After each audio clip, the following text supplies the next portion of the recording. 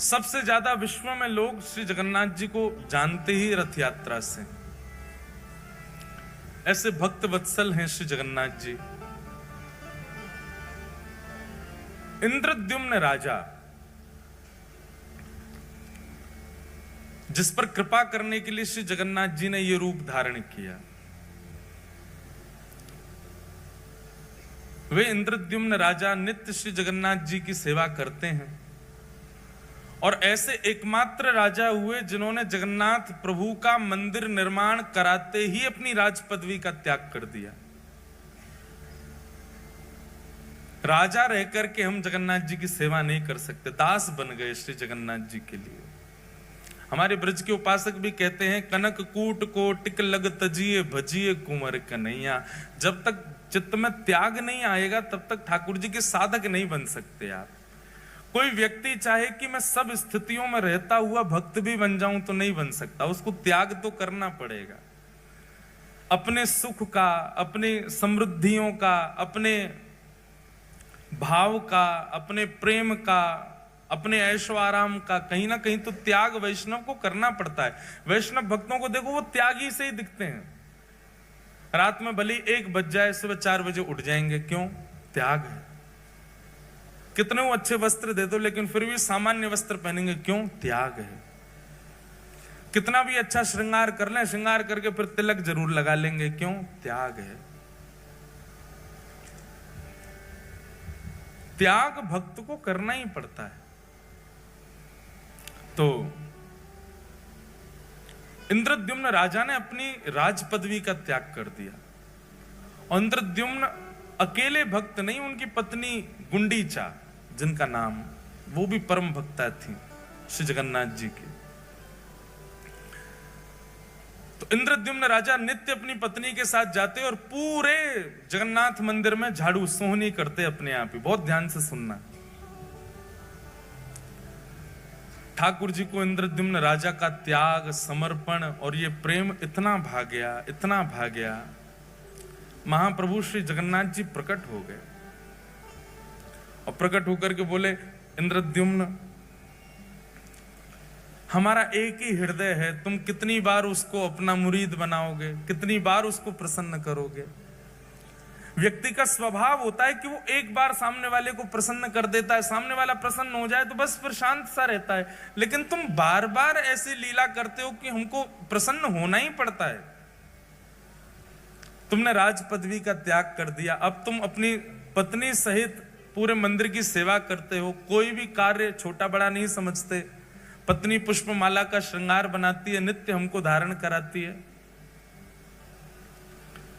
हम तुम्हारी सेवा से बहुत प्रसन्न हैं, कुछ वरदान मांग लो। इंद्रद्युम्न राजा कहते हैं, बोले भगवान, जहां साक्षात आप आ गए मेरे पास में और ये सेवा का सौभाग्य मुझे दे रहे हैं, इसके बाद आपसे, आपके द्वारा ये कहना कि कुछ मांग लो, मेरे चित्त में संशय प्रकट कर रहा है कि कहीं आप मुझसे पीछा तो नहीं छुड़ाना चाह रहे। जब आप मिल ही गए हो मुझे तो नाथ, और मैं क्या मांगू आपसे? जगन्नाथ प्रभु बोले, नहीं इंद्रद्युम्न, हम बहुत प्रसन्न हैं तुमसे, कुछ मांगो। तब इंद्रद्युम्न ने ऐसा वरदान मांगा कि श्री जगन्नाथ जी के नेत्र सजल हो गए। उसने कहा, बोले भगवान, यत्र तत्र, अभी भी मैं जगन्नाथपुरी में जब चलता हूं ना तो लोग बाग कह देते हैं, ओहो वो राजा जा रहा है जिसने जगन्नाथ जी का मंदिर बनवाया। और सत्य माने महाप्रभु, जब कोई कहता है कि मैंने मंदिर बनवाया, उस समय इतनी पीड़ा वेदना होती है कि प्राण त्याग दूं। नाथ, बहुत ध्यानपूर्वक सुनिएगा, ऐसे ही नहीं प्रकट हो जाते हैं ठाकुर जी किसी के यहां। उसकी स्थिति देखो पहले कैसी थी। इंद्रद्युम्न राजा कहता है, बोले नाथ, यत्र तत्र कोई भी कह देता है वो राजा जा रहा है जिसने मंदिर बनवाया। मैं आपसे प्रार्थना करना चाहता हूं, अगर मेरा वंश आगे बढ़ा तो मेरे वंश में आने वाले बालक, मेरे होने वाले उनके भी बालक, पर पौत्र, पर पौत्र, पर पौत्र, और कभी ना कभी कोई ना कोई तो बालक ये कह देगा कि हमारे पूर्वजों ने मंदिर बनवाया। इसलिए आप ऐसी कृपा कीजिए, अनुग्रह कीजिए कि मेरा वंश बढ़े ही ना, कोई ये ना कह दे कभी कि हमारे पूर्वज ने मंदिर बनवाया। मैं आपसे यही वरदान चाहता हूं। उन्होंने वंश ना बढ़े ऐसा नहीं कहा, उन्होंने वरदान में यह मांगा कि कभी कोई ऐसा ना कहने वाला प्रकट हो जो ये कहे कि हमारे पूर्वज ने मंदिर बनवाया। मतलब बगल में पत्नी खड़ी है, गुंडीचा खड़ी है, इसके सामने स्पष्ट कैसे बोल दूं कि मुझे संतान नहीं चाहिए?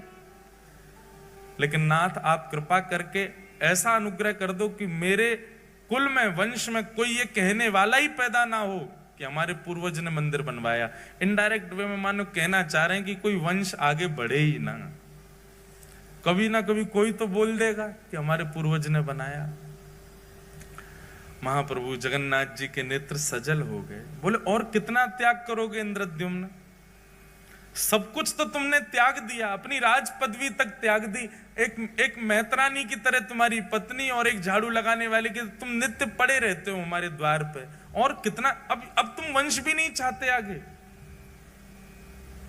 महाप्रभु जगन्नाथ जी ने इंद्रद्युम्न को हृदय से लगा लिया।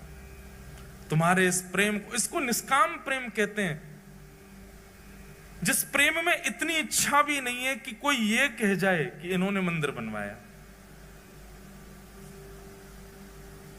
हम लोगों की स्थिति कैसी? हमारी कथा सुनकर के 4 लोग वैष्णव क्या बन जाएं तो हम दुनिया में ये मेरी कथा से वैष्णव बना है। हमारे मन की भी बात कह रहे हैं। अभी जलंधर में कोई मिलने आए, वो बोले महाराज जी इन्होंने जीवन में कभी कुछ गलत काम छोड़ा नहीं, आपकी कथा सुन के छोड़ दिया। हमने भी 4 से परिचय करा दिया, मैंने देखो ये हमारी कथा से ठीक हो गए, इतनी कथा सुनी फिर भी। ये सबके अंदर आता है, मेरे अंदर भी आ रहा है, आप सबके अंदर भी आ जाता है। तनिक से भाव से हम लोगों के अंदर कितना मान आ जाता है। पर एक बात सदैव याद रखना, ठाकुर जी मान रहित व्यक्ति को ही मिलते हैं जिसमें किंचित मान ना हो।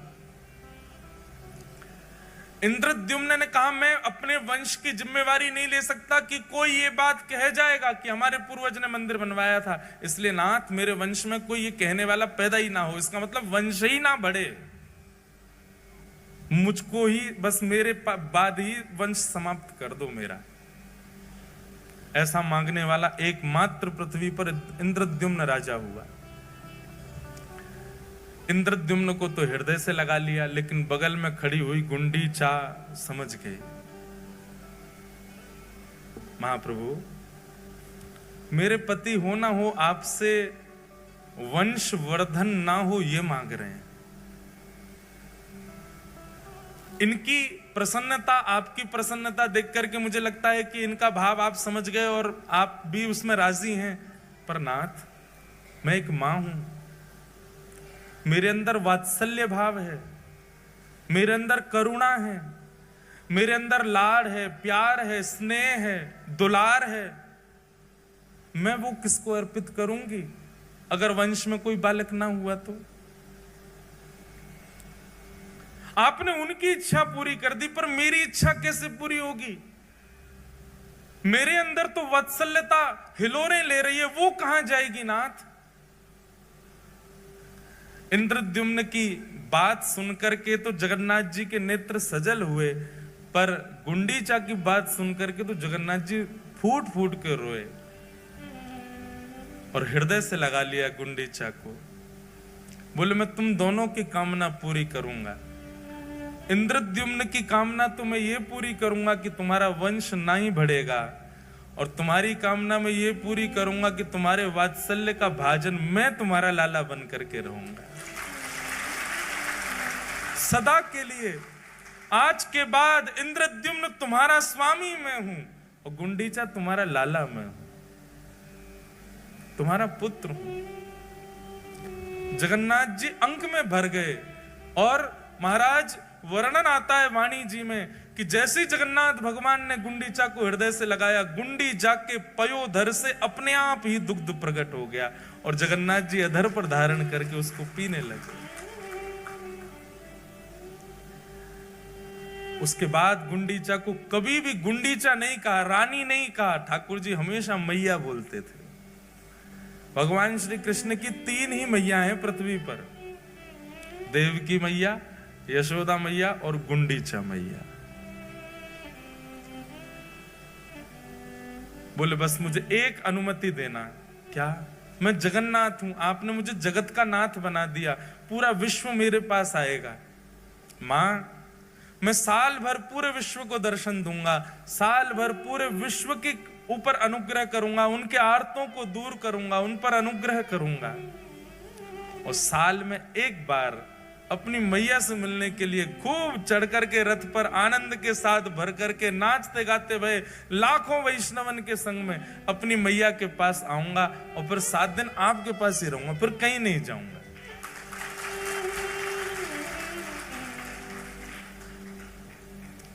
गुंडीचा प्रसन्न हो गई और जगन्नाथ प्रभु को एक बालक की तरह पुचकारने लगी, एक बालक की तरह आशीष देने लगी। जाओ पूरे विश्व का मंगल करो लाला। गुंडीचा वापस अपने भवन में जाकर के रहने लगी। जगन्नाथ भगवान पूरे साल भर दर्शन देते हैं पूरे विश्व को, जगत के स्वामी नाथ बन करके खड़े रहते हैं। लेकिन जैसे ही घड़ी आती है स्नान पूर्णिमा के 15 दिन बाद रथ पर आरूढ़ होकर के अपनी मैया के पास जाने की, जगन्नाथ भगवान नन्हे से बालक जैसे बन जाते हैं।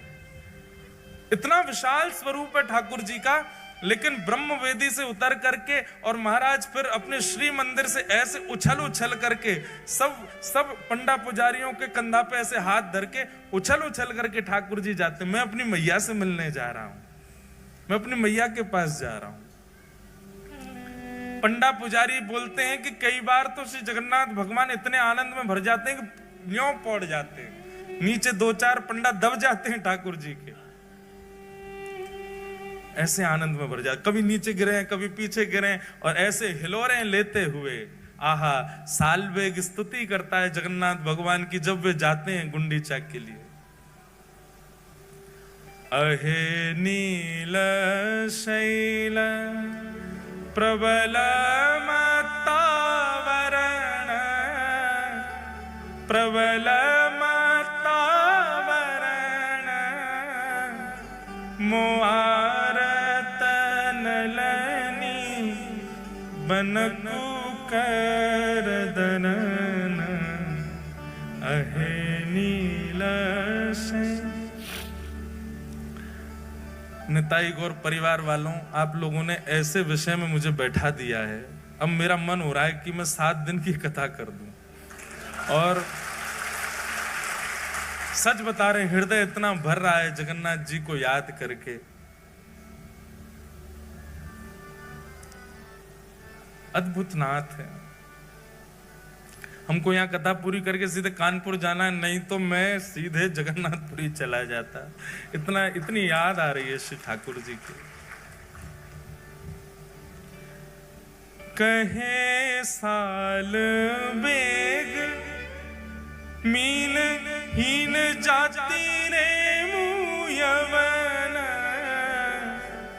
कहे साल बेग हीन जाती रे मुयवन, श्रीरंगा चरण तल करिय सभवन, अहे नील शैल प्रबल मतावरण, प्रबल मतावरण, मुआरत नलनी बनकु कर दलन, अहे नील शैल। कथा सुनेंगे हम एक दिन। सालवेग एक मुसलमान पिता का पुत्र है। सालवेग, उसकी मां ब्राह्मणी है। हठ पूर्वक एक क्रूर राजा के सेनापति ने एक ब्राह्मण कन्या का हरण कर लिया और हरण करके बलपूर्वक गर्भाधान कर दिया। तब गर्भ से जन्म लेता है सालबेग, कालबेग का बेटा सालबेग। मां मन में विचार करती है कि अब मेरे साथ जो हुआ सो हुआ, लेकिन कम से कम मैं अपने पुत्र को भगवत भक्त तो बना दूं। अपने पति से छुपा छुपा करके श्री जगन्नाथ जी की मधुर रस चर्चा कथा सुनाती है। सालबेग धीरे धीरे बड़ा होने लगा। एक दिन गांव के बहुत सारे वैष्णव बैलगाड़ियों में बैठ करके जा रहे थे। सालबेग ने मां से पूछा, ये सब कहां जा रहे हैं? तब मां ने बताया, जिन जगन्नाथ जी की कथा तो सुनता है ना रात्रि में, वही जगन्नाथ रथ में आरूढ़ होकर के अपनी मैया से मिलने जा रहे हैं सालबेग, और उनको अपनी मां तक ले जाने के लिए सब वैष्णव इकट्ठे हो रहे हैं।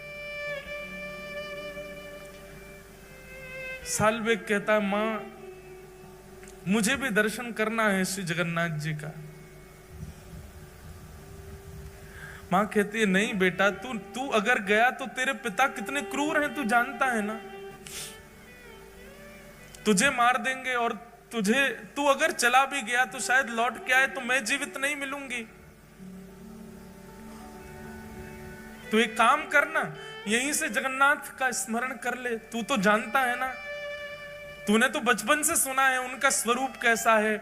उनके रथ का नाम बता जल्दी। सालबेग कहता है, नंदी घोष। मैया के घर का नाम बता जल्दी। बोले, गुंडीचा। भैया का नाम बता। बोले, बलभद्र भैया।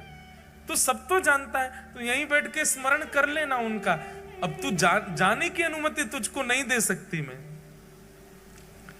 तब सालबेग अपने घर की छत पे ही बैठ गया है, और वहीं से ही जगन्नाथ जी की दिशा में खड़े होकर के ये स्तुति गाता है। वो क्या कहता है अपनी स्तुति में? शब्द उड़िया भाषा के हैं पर इतने सुंदर हैं। अरे नीलाचल पर्वत के मतवाले हाथी जगन्नाथ, मैं जानता हूं, मैंने कभी देखा नहीं है, पर मुझे पता है आप मतवाले हाथी की तरह उछल उछल करके उस नीलाचल पर्वत से उतर करके आते हो। लेकिन हाथी का एक स्वभाव होता है कि वो जब भी कमल के वन को देखता है तो कीचड़ में प्रकट हुए कमल को सूंड से पकड़ करके पैरों से रौंद देता है। मोआरतन लनी बनकु कर दलन। हे जगन्नाथ,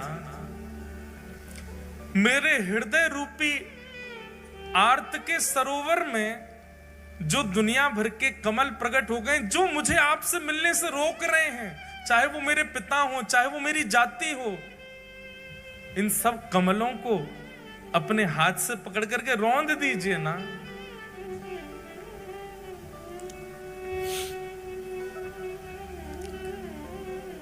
गजराज चिंता कल थाई घोर जले न। गजराज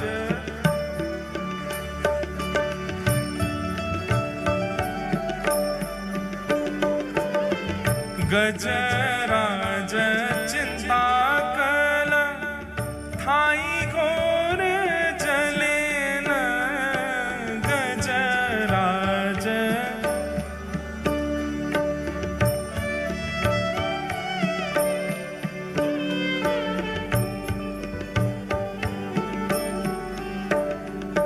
अहे नील शैल। भैया जल्दी खोलो सब।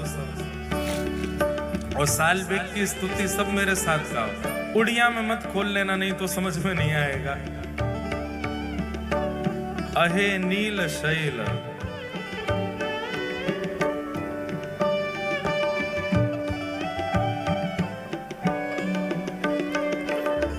गजराज चिंता कल थाई घोर जले न। गजराज चिंता कल थाई घोर जले न। चक्र पेशी नक्र नाशी उद्धरील अपन। अहे नील शैल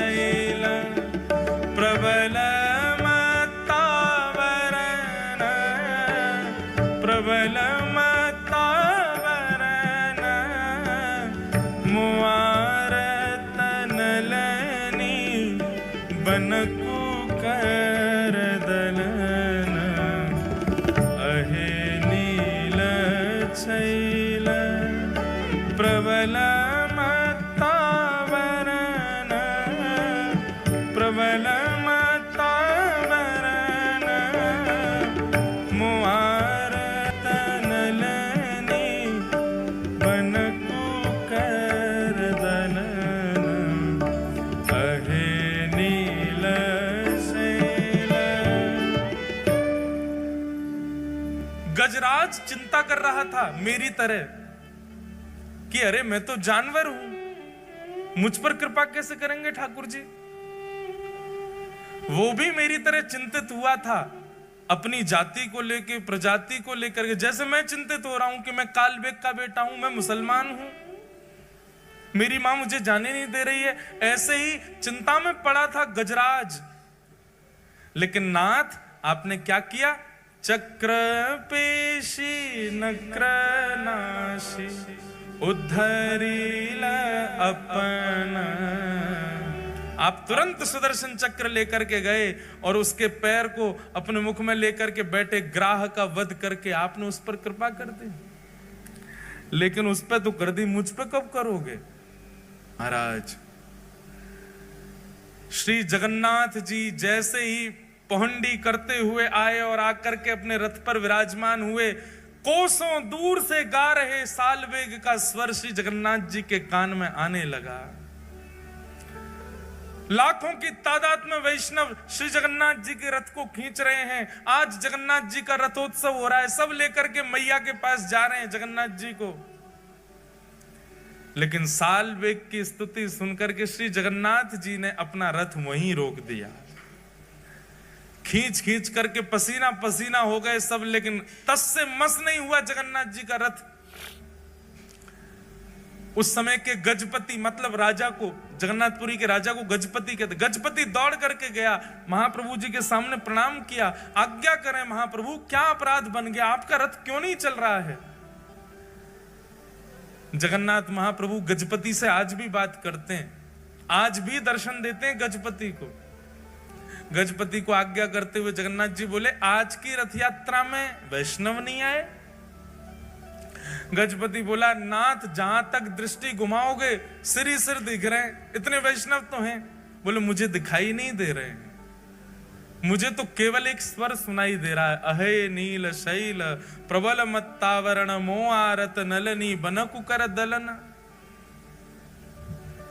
एक नन्हा सा बालक सालवेग अपनी छत पर खड़ा खड़ा मुझे याद कर रहा है, अभी इसी वक्त उसको जगन्नाथपुरी बुलवाओ, तब तक मेरा रथ आगे नहीं बढ़ेगा। वो आकर के जब रथ का स्पर्श करेगा तभी रथ बढ़ेगा। गजपति ने सेना बुलाई, सेना लेकर के गए महाराज, किलोमीटरों दूर, 2 दिन तो पहुंचने में लगे।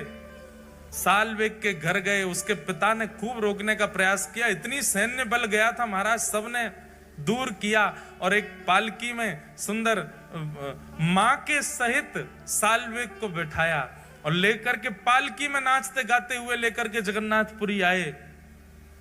लाखों करोड़ों वैष्णव आस लगा रहे हैं, रथ तो खिंचे ही नहीं रहा है।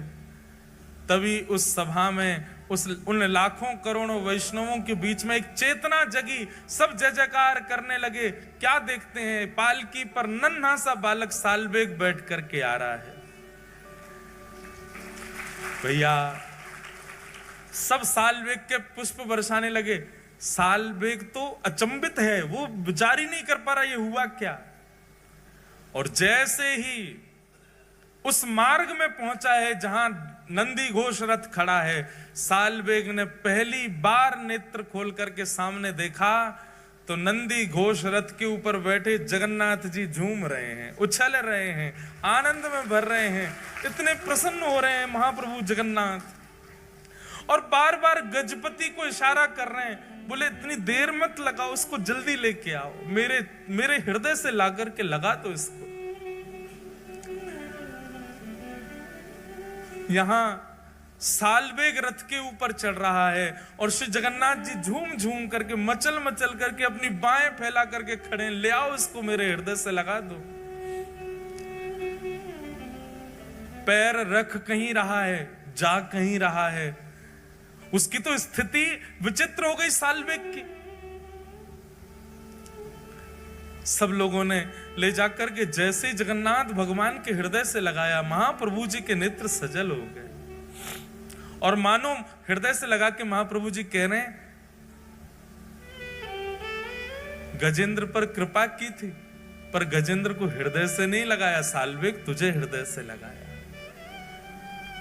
चल अब प्रणाम तो कर ले। सालवेग तो फूट फूट के रो रहा है, कितने कृपालु हैं नाथ, कितने दयालु हैं जगन्नाथ। सालवेग ने थोड़ा पीछे हट करके जैसे ही दंडवत प्रणाम किया, सब भक्त प्रतीक्षा करते रहे लेकिन सालवेग उठा नहीं और वहीं सालवेग ने अपने प्राण त्याग दिए, श्री जगन्नाथ जी में ही विलीन हो गए। ये बंधु वर्षों पुरानी कथा है, पर आज भी महाप्रभु जगन्नाथ जी जब गुंडीचा जाते हैं, सालवेग की समाधि पर आज भी जगन्नाथ जी का रथ रुकता है और आज भी सालवेग की स्मृति में कुछ पंडा पुजारी वहां सालवेग को याद करके इस स्तुति को सुनाते हैं और आज भी अनुभव होता है जब सालवेग की स्तुति गाई जाती है, श्री जगन्नाथ जी थोड़े थोड़े झूम जाते हैं। आज भी सालवेग का स्मरण करके श्री महाप्रभु जी आनंदित हो जाते हैं। बोलो जगन्नाथ महाप्रभु की।